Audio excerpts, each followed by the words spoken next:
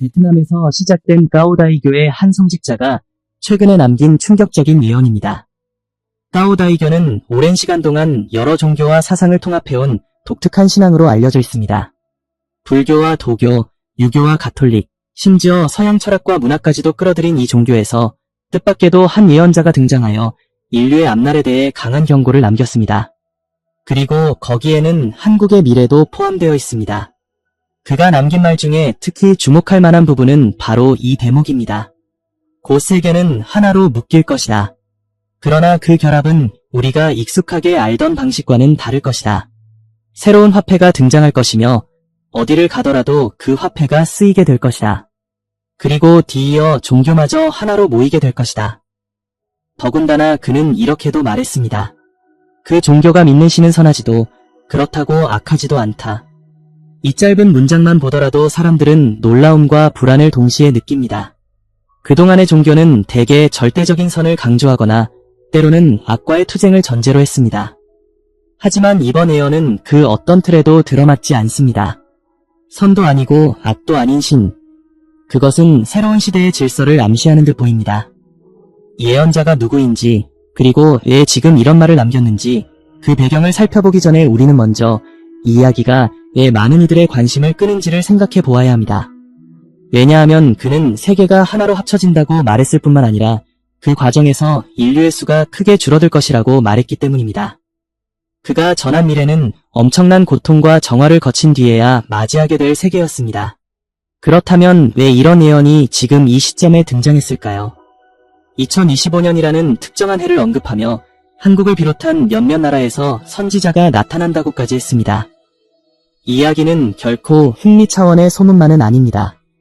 까오다이교라는 독특한 종교 전통 속에서 나온 말이기 때문에 더 무게가 있습니다. 여기서 잠시 까오다이교에 대해 간단히 짚고 넘어가겠습니다. 까오다이교는 20세기 초 프랑스 식민지 시대의 베트남에서 태어난 종교입니다. 여러 종교의 가르침을 융합하고 신의 눈이라는 독특한 상징을 내세운 까오다이교는 지금도 수백만 명의 신도를 거느리고 있습니다. 그들은 언제나 인류는 결국 하나가 될 것이다 라는 믿음을 품어왔습니다. 따라서 이번 예언은 까오다이교의 뿌리 깊은 사상에서 비롯된 것이라 할 수 있습니다. 하지만 여기서 중요한 것은 그저 오래된 교리의 반복이 아니라는 점입니다. 예언자는 분명히 2025년이라는 해를 특정했습니다. 그리고 세계가 하나가 되기 전에 반드시 선지자들이 곳곳에서 등장한다고 했습니다. 한국 역시 그 목록에 포함되어 있다는 사실이 많은 이들의 눈길을 끕니다. 한국의 선지자는 특별히 영적인 능력을 중시하는 인물로 묘사되었습니다. 그는 다른 어떤 나라의 인물들보다 더 높은 위치에 있다고 언급되었고 세계가 통합되기 전인 2025년에 먼저 등장한다고 말해졌습니다. 이쯤 되면 질문이 생깁니다. 그는 과연 어떤 말을 남겼는가? 그리고 한국에서 나타난다고 하는 그 인물은 도대체 누구인가? 예언자는 말했습니다. 그는 병든 사회를 고치기 위해 나타나며 부정과 어둠을 드러내고 정화한다고 했습니다. 그러나 그 과정은 쉽지 않을 것입니다. 많은 반발과 욕설, 수모가 뒤따르지만 결국에는 자신의 사명을 이뤄낸다고 했습니다. 여러분, 이 대목에서 이미 호기심이 커질 수밖에 없습니다. 2025년이라는 가까운 미래, 한국이라는 익숙한 무대, 그리고 전 세계적 변화를 불러올 선지자의 등장. 그렇다면 이 예언자는 누구이며 어떤 과정을 거쳐 이 같은 말을 전하게 되었을까요? 그는 까오다이교의 성직자 중 한 명으로 오래도록 명상과 기도를 이어온 인물이었습니다. 어느 날부터 그는 강렬한 환시와 목소리를 경험하기 시작했습니다. 그리고 그는 마침내 공개적으로 인류의 미래에 관한 메시지를 남겼습니다. 그 메시지는 곧이어 등장할 새로운 화폐에 대해 그리고 종교의 통합에 대해 길게 설명했습니다. 특히 중요한 것은 그가 예언 속에서 한국을 강조했다는 사실입니다. 한국은 전 세계적 변화 속에서 중심적인 역할을 하는 나라로 지목되었습니다. 그는 이렇게 말했습니다. 세계는 지금 병들어 있다. 땅은 지쳐 있고 사람들의 마음은 오염되어 있다. 그러나 모든 어둠은 오래가지 않는다. 곧 2025년 한 해가 밝을 때 변화의 불꽃이 동쪽 땅에서 피어오르리라. 그는 말과 행동으로 어둠을 드러내고 감추어진 부정을 세상에 알릴 것이다. 많은 이들이 그를 욕하고 조롱하고 시험할 것이다. 그러나 그는 흔들리지 않는다. 그의 사명은 세계를 정화하는 것이기 때문이다. 우리는 까오다이교의 성직자가 남긴 놀라운 예언을 일부 들었습니다. 그렇다면 이 예언이 어디에서 비롯된 것인지 종교적 배경을 알아보는 것이 필요합니다. 왜냐하면 예언이라는 것은 허공에서 갑자기 튀어나오는 것이 아니라 언제나 그 집단의 사상적 뿌리와 맞닿아 있기 때문입니다. 까오다이교는 1926년 당시 베트남은 외세의 지배를 받고 있었고 민족적 자존심은 크게 상처받아 있었습니다. 이런 상황에서 사람들은 새로운 희망을 찾기 원했습니다. 전통 종교만으로는 채워지지 않는 갈증이 있었고 서양에서 들어온 가톨릭이나 새로운 사상들도 충분히 만족스럽지 않았습니다. 바로 그 틈에서 까오다이교가 태어났습니다. 이 종교의 가장 큰 특징은 혼합입니다. 불교, 도교, 유교, 기독교, 이슬람, 심지어 서양 철학과 문화까지 아우릅니다. 까오다이교의 성전 안에는 석가와 예수, 공자와 관우, 심지어 프랑스의 문호 빅토르 위고까지 함께 모셔져 있습니다. 이 독특한 광경은 세계 어디에서도 쉽게 찾아볼 수 없습니다. 까오다이교는 모든 종교가 결국 하나의 근원으로부터 나왔다고 믿습니다. 그리고 지금 우리가 사는 이 시대가 바로 그 모든 흐름이 다시 하나로 합쳐지는 순간이라고 강조합니다. 바로 이 점에서 이번 예언이 등장한 맥락이 드러납니다. 까오다이교는 늘 인류는 하나가 될 것이다 라는 믿음을 품고 있었습니다. 그러나 과거에는 그것이 막연한 이상에 불과했습니다. 그런데 최근 들어 실제로 국경과 경제, 기술과 문명이 서로 얽히며 세상은 점점 하나의 무대로 변하고 있습니다.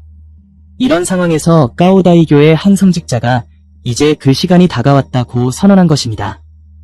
예언자는 까오다이교의 내부에서 오랜 수련을 쌓아온 인물이었습니다. 그는 긴 명상 속에서 강한 빛을 보았다고 전했습니다. 빛은 수많은 목소리를 담고 있었고 그는 그것을 해석하여 사람들에게 전했습니다. 그가 처음 이 경험을 나누었을 때 사람들은 반신반의했습니다. 하지만 그의 말이 점점 구체적이 되면서 사람들은 귀를 기울이지 않을 수 없었습니다. 특히 그가 2025년이라는 정확한 시점을 언급하면서 예언은 실제적인 메시지로 받아들여지기 시작했습니다. 그렇다면 이 성직자는 왜 한국을 언급했을까요? 까오다이교의 전통 속에서 한국이 특별하게 다뤄진 적은 없습니다. 그러나 그는 이렇게 말했습니다. 동쪽의 한반도는 오랫동안 시험을 받아온 땅이다.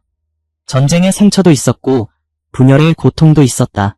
그러나 그 땅은 불 속에서 단련된 쇠처럼 강해졌다. 이제 그곳에서 한 사람이 등장할 것이다.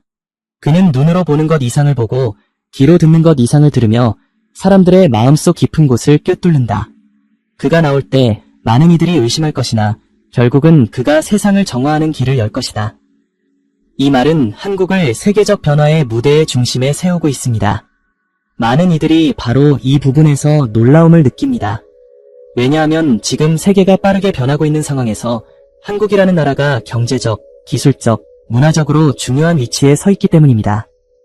이 예언자는 또한 세계 곳곳에서 등장할 다른 인물들에 대해서도 언급했습니다. 그는 특정 국가들을 이름을 들어 설명했습니다. 어떤 나라의 선지자는 강력한 지혜로 사람들을 이끌 것이고 또 다른 나라의 선지자는 대중을 하나로 모으는 힘을 가질 것이라고 했습니다. 그러나 그는 분명히 말했습니다. 그들 가운데 가장 높은 자는 한국에서 나온다. 그는 예언 속에서 새로운 화폐의 등장을 말했습니다. 국경은 여전히 존재하지만 그 경계가 무의미해질 만큼 세상이 연결된다고 했습니다. 오늘날 우리는 이미 디지털 기술과 새로운 금융 질서를 목격하고 있습니다. 그는 그것을 인류의 삶의 질서를 바꿀 전환점으로 설명했습니다. 그리고 그는 이어서 이렇게 말했습니다. 돈은 하나로 합쳐진다. 그것은 편리함을 준다. 그러나 편리함만이 전부가 아니다. 그 속에는 시험이 숨어 있다. 사람들은 편리함을 줬다가 본질을 잊는다. 그러나 잊을 수 없는 날이 올 것이다. 그날 많은 이들이 눈을 뜨고 깨닫게 된다. 이 말은 경제적 변화를 넘어 인간의 정신과 삶의 태도에 관한 경고로 들립니다. 편리함 뒤에 숨어있는 위험, 그리고 결국 드러날 진실. 이처럼 까오다이교의 성직자가 전한 예언은 오늘날 우리가 직면하고 있는 현실과 맞닿아 있습니다. 따라서 그의 말은 가볍게 흘려들을 수 없는 울림을 줍니다. 곧이어 우리는 이 성직자가 남긴 예언의 전모를 더 깊이 살펴보게 될 것입니다. 그는 한국을 비롯한 몇몇 나라에서 등장할 선지자들을 하나하나 언급했습니다. 그리고 특히 2025년이라는 시점을 강조하며 그때가 되면 세계가 병든 껍질을 벗고 새로운 질서로 나아가게 된다고 말했습니다. 사실 그는 본래 평범한 신앙인이었습니다. 베트남 남부의 작은 마을에서 태어나 어린 시절부터 까오다이교의 전통 속에서 자라났습니다.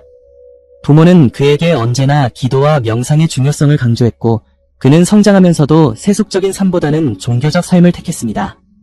그는 오랜 시간 동안 신전에서 봉사하며 성직자의 길을 걸었습니다.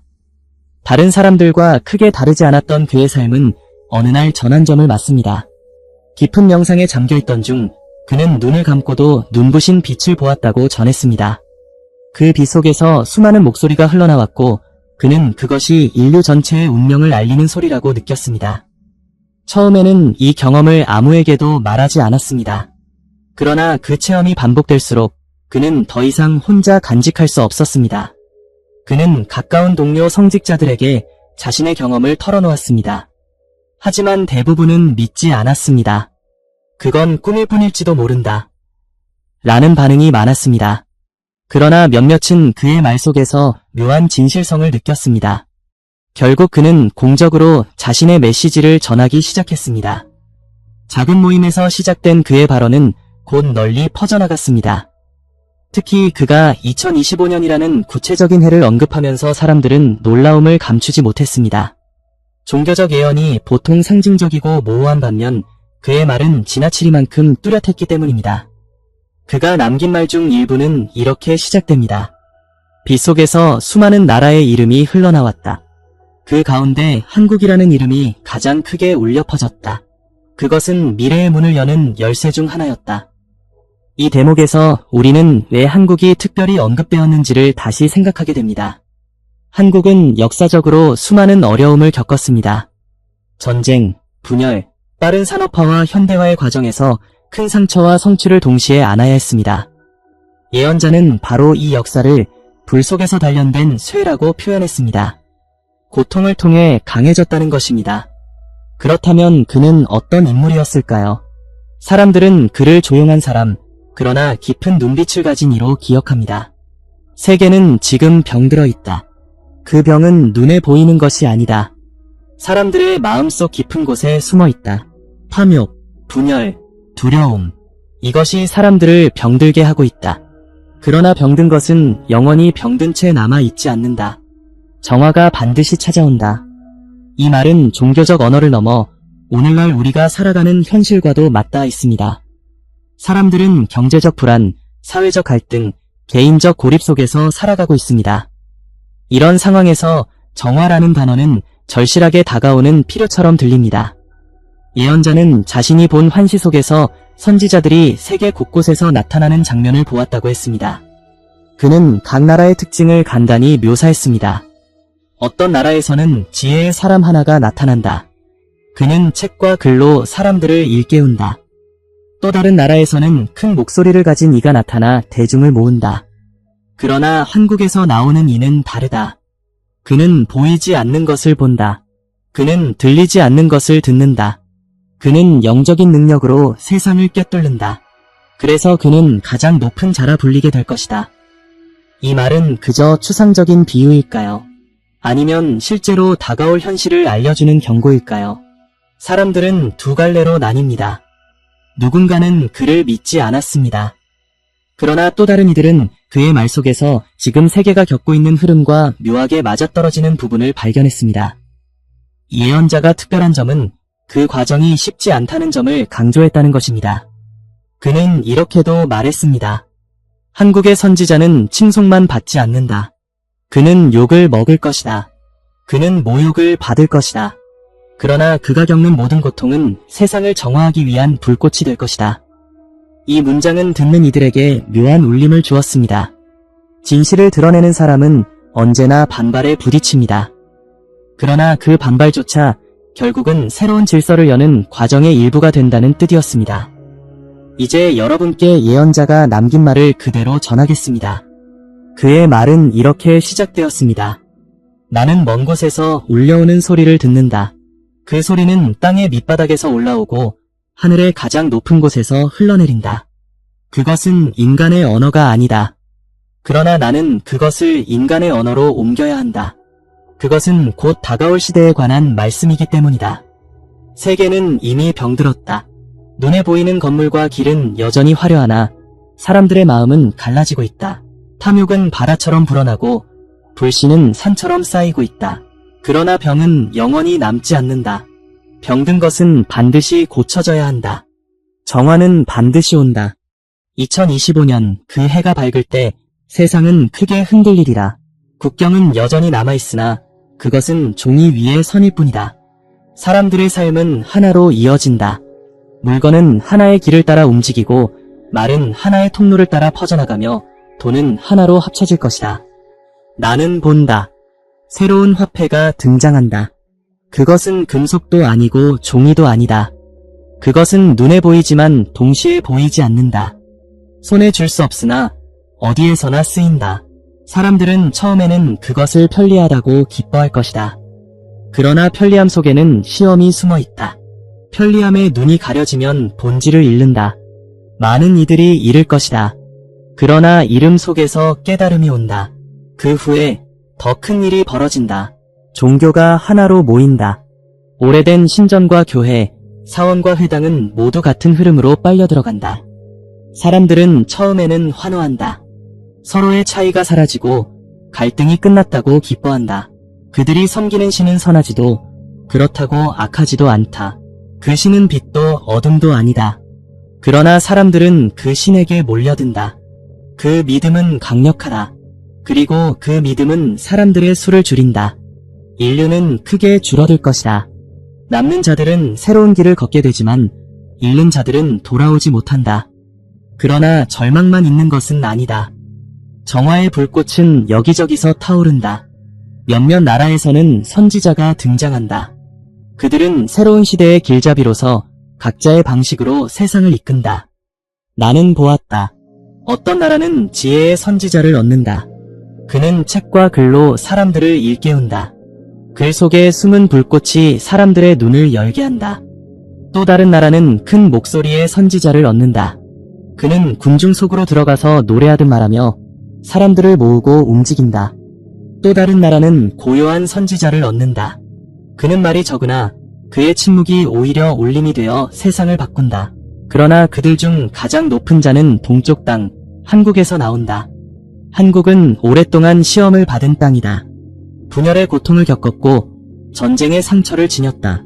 그러나 그 고통은 헛되지 않았다. 불 속에서 단련된 새처럼 그 땅은 강해졌다. 이제 그 땅에서 한 사람이 등장한다. 그는 눈으로 보이지 않는 것을 본다. 그는 귀로 들리지 않는 것을 듣는다. 그는 사람들의 마음속 깊은 어둠까지도 꿰뚫는다. 그래서 그는 영적인 능력을 가진 자라 불릴 것이다. 그러나 그의 길은 순탄하지 않다. 나는 본다. 그는 욕을 먹는다. 그는 조롱을 당한다. 그는 모욕을 겪는다. 많은 이들이 그를 미친 자라 부를 것이다. 많은 이들이 그를 속이는 자라 부를 것이다. 그러나 그는 흔들리지 않는다. 그의 사명은 어둠을 드러내는 것이다. 감추어진 부정을 세상에 알리고 병든 사회를 정화하는 것이다. 그 과정은 불처럼 뜨겁다. 그러나 불이 지나간 자리는 새로워진다. 한국은 이 과정을 통해 정화된다. 그리고 그 불꽃은 한국에만 머무르지 않는다. 세계로 퍼져나간다. 그 불꽃은 결국 하나의 길을 열게 될 것이다. 2025년, 그 해에 그는 등장한다. 세계가 통합되기 전에 그는 먼저 나타난다. 그는 정화의 길을 걷는다. 그의 길은 쉽지 않으나 그는 끝내 해낸다. 그는 모든 고통을 짊어지고 모든 시험을 견뎌내며 결국 세상을 밝힌다. 그때 사람들은 알게 된다. 세계의 병은 치유될 수 있다는 것을, 새로운 화폐가 시험이었음을, 종교의 통합이 또 다른 시험임을, 그리고 한국에서 나온 자가 그 시험을 넘어설 길을 보여주리라는 것을. 나는 말한다. 인류의 미래는 정해져 있지 않다. 그러나 흐름은 이미 시작되었다. 흐름을 거슬러 설 수는 없다. 그러나 흐름 속에서 깨어날 수는 있다. 깨어난 자는 새 길을 본다. 한국에서 시작된 불꽃이 세계를 밝히는 것을 본다. 예언자는 이렇게 말하며 입을 다물었습니다. 그의 목소리는 길지 않았지만 듣는 이들의 마음속에서는 오래도록 울렸습니다. 그것은 지금 우리가 서 있는 시대와 곧 다가올 2025년의 미래를 향한 경고이자 초대였습니다. 우리는 지금까지 까오다이교의 한 성직자가 남긴 예언을 함께 살펴보았습니다. 그는 2025년이라는 시점을 분명히 언급하며 세계의 변화를 강하게 예고했습니다. 새로운 화폐, 종교의 통합, 인류의 수감소, 그리고 여러 나라에서 나타날 선지자들. 무엇보다도 한국에서 가장 높은 자가 등장하여 세계를 정화한다는 말은 많은 이들의 길을 멈추게 했습니다. 그렇다면 예언이 의미하는 바는 무엇일까요? 첫째, 2025년이라는 시간표는 날짜 이상의 상징을 지닙니다. 그는 분명히 그 해에 변화가 시작된다고 말했습니다. 오늘날의 세계를 돌아보면 경제, 기술, 사회구조가 눈에 띄게 빠른 속도로 변하고 있습니다. 새로운 화폐와 금융 질서가 현실이 되고 있고 문화와 종교가 점점 경계를 허물며 하나로 섞이고 있습니다. 이 모든 현상은 예언자가 말한 흐름과 맞닿아 있습니다. 따라서 그의 말은 허공의 예언이 아니라 우리가 실제로 목도하는 변화와 연결된 것일 수 있습니다. 둘째, 한국의 역할입니다. 그는 한국을 세계적 변화 속에서 정화의 불꽃이 시작되는 곳이라고 했습니다. 이는 한국이 세계의 중심 무대에서 중요한 역할을 하게 된다는 의미로 해석할 수 있습니다. 실제로 한국은 짧은 기간에 눈부신 성장을 이루었고 지금도 문화와 기술, 경제에서 세계적으로 큰 영향을 미치고 있습니다. 한반도의 구구는 지금 중요한 전환점을 맞이하고 있으며 이 흐름은 예언자가 말한 2025년의 변화와도 연결되어 있습니다. 셋째, 한국에서 등장할 선지자에 대한 언급입니다. 그는 욕을 먹고 조롱을 당하지만 끝내 사명을 이룬다고 했습니다. 이것은 한국 사회가 겪게 될 시련과 극복의 과정으로도 볼 수 있습니다. 어둠과 부정이 드러나는 과정은 언제나 고통스럽습니다. 그러나 그것이 지나고 나면 새로운 질서와 밝음이 자리 잡게 됩니다. 한국의 미래와 구군이 이런 과정을 통해 더 단단해질 것이라는 메시지로 해석할 수 있습니다. 넷째, 세계의 통합과 시험입니다. 그는 세계가 하나로 모인다고 했습니다. 새로운 화폐와 종교의 통합은 편리함과 희망을 주지만 동시에 큰 시험을 가져옵니다. 사람들은 편리함 속에서 본질을 잃을 수도 있습니다. 그러나 그 시험을 넘어서는 길을 보여줄 존재가 등장한다고 그는 말했습니다. 바로 한국에서 나올 선지자가 그 길을 드러낸다는 것입니다. 여러분, 이 예언은 단순한 이야기로 치부하기에는 너무도 지금 우리가 살아가는 현실과 맞닿아 있습니다. 물론 모든 예언이 반드시 그대로 이루어진다고 단정할 수는 없습니다. 그러나 중요한 것은 메시지 속에 담긴 교훈입니다. 세계는 지금 병들어 있습니다. 탐욕, 분열, 불신이 사람들의 마음을 지배하고 있습니다. 그러나 동시에 정화의 불꽃이 타오를 수 있는 순간이 다가오고 있습니다. 2025년, 그 해가 오면 한국은 세계의 미래를 밝히는 불꽃의 중심이 될 수 있습니다. 그것이 구군의 전환점이 될 수 있습니다. 예언자가 말한 욕과 조롱 속에서도 흔들리지 않는 자는 결국 우리 모두가 갖추어야 할 자세일지도 모릅니다. 마지막으로 그의 말을 다시 떠올려 보겠습니다. 한국에서 시작된 불꽃은 한국에만 머무르지 않는다. 그것은 세계로 퍼져나간다. 사람들은 고통 속에서 깨닫고 시험 속에서 길을 찾는다. 그리고 마침내 하나의 길 위에 서게 된다. 이제 우리는 선택의 기로에 서 있습니다. 예언을 흥미로운 이야깃거리로 듣고 흘려보낼 수도 있고 다가오는 변화를 준비하는 경고로 받아들일 수도 있습니다. 중요한 것은 2025년이라는 시간표는 멀리 있지 않다는 사실입니다. 우리의 삶과 구군이 어떤 방향으로 흘러갈지는 지금 우리가 어떻게 준비하느냐에 달려 있습니다. 오늘 여러분과 함께 나눈 이 이야기가 우리에게 다가올 미래를 깊이 성찰하는 계기가 되기를 바랍니다.